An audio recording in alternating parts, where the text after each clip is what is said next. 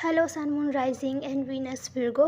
ये रीडिंग होगी आपके नवंबर के लिए, जिसमें मैं आपके लिए नवंबर की पास्ट प्रेजेंट फ्यूचर एनर्जीज देखूंगी। तो चलिए चैलेंज से स्टार्ट करते हैं। आपके चैलेंज में है कि आप किसी के साथ न्यू बिगेनिंग करना चाहते हैं, पैशनेट न्यू बिगेनिंग और लॉन्ग टर्म रिलेशनशिप चाहते हैं, पर लगता है आपको बहुत मुश्किल आने वाली है न्यू बिगेनिंग करने में। यहाँ आपके ओवरऑल एनर्जी में है कि आप अपने विशेस पूरा करना चाहते हैं। वो विशेस किसी भी किस्म की हो सकती हैं या फाइनेंशियल गोल से रिलेटेड भी हो सकती है विशेस जो आप चाहते हैं, पर ये विशेस आपकी लगता है आपके पास से जुड़ी है या तो फिर पास्ट के किसी स्पेसिफिक पर्सन से जुड़ी हैं। वो जब हम क्लैरिफाई करेंगे तो पता चलेगा ये किस बारे में है। रिसेंट पास्ट में कोई आपके साथ या आप किसी के साथ स्टेबल रिलेशनशिप चाहते थे क्योंकि आप उस पर्सन को बहुत ज़्यादा पसंद करते थे, पर लगता है आपकी रिलेशनशिप उनके साथ अच्छी नहीं रही। वो पर्सन कोई वाटर या अर्थ साइन हो सकते हैं, या ऐसा भी हो सकता है आप दो लोगों से डील कर रहे हो या दो सिचुएशन से डील कर रहे हो।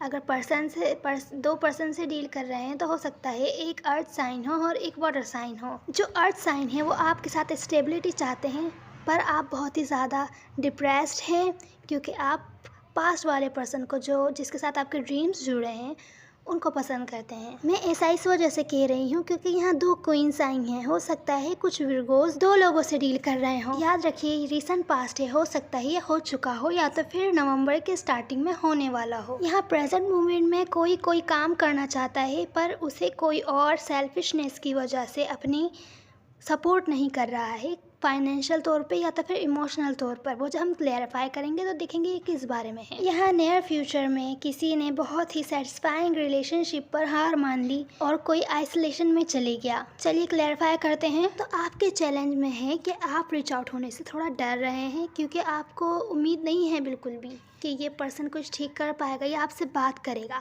क्योंकि पास्ट में शायद किसी कॉन्फ्लिक्ट के ऊपर कोई मिसकम्युनिकेशन हुई जिसमें आपने कुछ बोल दिया हो कि उस पर्सन को बुरा लग गया हो और आपको लगता है कि इस पर्सन का ईगो बहुत ज़्यादा है, ईगो बहुत बड़ा है इस पर्सन का ज़्यादातर ध्यान अपने फाइनेंशियल गोल्स की तरफ होता है और किसी के बात करने ना करने से इस पर्सन को कोई फ़र्क नहीं पड़ता। हो सकता है आप किसी फायर साइन से डील कर रहे हो और साथ में आपके पास गाइड भी नहीं है कि पास्ट में हुए कॉन्फ्लिक्ट को आप रिजॉल्व कर सकें इस पर्सन के साथ। आपको समझ में नहीं आ रहा मैं इसके पास जाऊँ तो मैं इसको क्या कहूँ कि पास्ट में ये हुआ था तो सॉरी। अगर इस पर्सन ने पूछ लिया कि क्यों हुआ था ऐसा तो फिर आप क्या रिप्लाई देंगे। मैं नहीं जानती आपकी क्या स्टोरी है, सबकी स्टोरीज अलग अलग होंगी। यहाँ रिसेंट पास्ट में लगता है कोई स्टक है अभी भी पुरानी सिचुएशंस पर कि पहले ये हुआ था पहले वो हुआ था। उसको ऐसा लगता है कि उसने जितने भी एफर्ट्स डाले थे इस रिलेशनशिप में सब खत्म हो गए, सब बेकार गए। Ignore the background noise, I can control it. और यहाँ पे आपने पास्ट मूवमेंट में ही इस पर्सन को कुछ इमोशनल न्यू बिगेनिंग ऑफर करी, इसको अपॉलॉजी भी ऑफर करी, इसके साथ सिचुएशन को हील करने की कोशिश की। आपकी इन एफर्ट्स से ये रिलेशनशिप हील तो हो गई, पर जैसे स्टेबिलिटी इसके अंदर पहले थी वैसी नहीं रही। जैसे कनेक्शन आपका पहले था इस पर्सन के साथ वैसा नहीं रहा। ये पास्ट की एनर्जी से हो सकता है अक्टूबर में हो चुका हो या तो फिर नवंबर के स्टार्टिंग में होने वाला हो। तो रिसेंट पास्ट में आप मुझे दो लोगों से डील करते हुए नहीं दिख रहे। तो प्रेजेंट मोमेंट में आप इस पर्सन के साथ इस रिलेशनशिप पर काम करना चाहते हैं, ग्रोथ चाहते हैं इस रिलेशनशिप में इस पर्सन के साथ, क्योंकि आप इस पर्सन के साथ डीप सोलमेट कनेक्शन फील करते हैं और आप कुछ ना कुछ न्यू स्टेबल चाहते हैं। पर ये पर्सन आपको सपोर्ट नहीं कर रहा है इस रिलेशनशिप को रिबिल्ड करने की, इस रिलेशनशिप पर काम करने के लिए आपको सपोर्ट करने में बिल्कुल हेल्प नहीं कर रहा है, क्योंकि ये थोड़ा सेल्फिश टाइप का पर्सन है, सिंगल है, इंडिपेंडेंट है, इसके पास वो सब कुछ है जो इसको चाहिए। पर लगता है इस पर्सन में थोड़ा गुरूर है, तभी आपको कुछ स्टेबल ऑफर करने से खुद को रोक रहा है। अब नियर फ्यूचर में मुझे लग रहा है कि आप दो लोगों से डील कर रहे हैं या तो फिर जिस पर्सन से आप डील कर रहे हैं उसे लग रहा है कि आप किसी और से डील कर रहे हैं।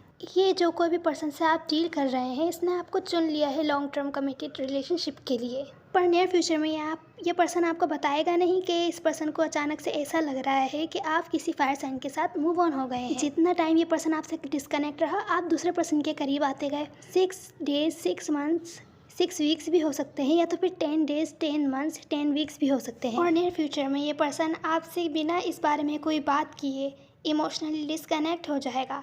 इस पर्सन को लग रहा है कि आप इस पर्सन से सीक्रेट रख रहे हैं कि कोई और भी पर्सन इन्वॉल्व है। तो अब मैं वापस प्रेजेंट मोमेंट में आना चाहूँगी जहाँ पे ये पर्सन आपको सपोर्ट नहीं कर रहा है इस रिलेशनशिप पर काम करने में।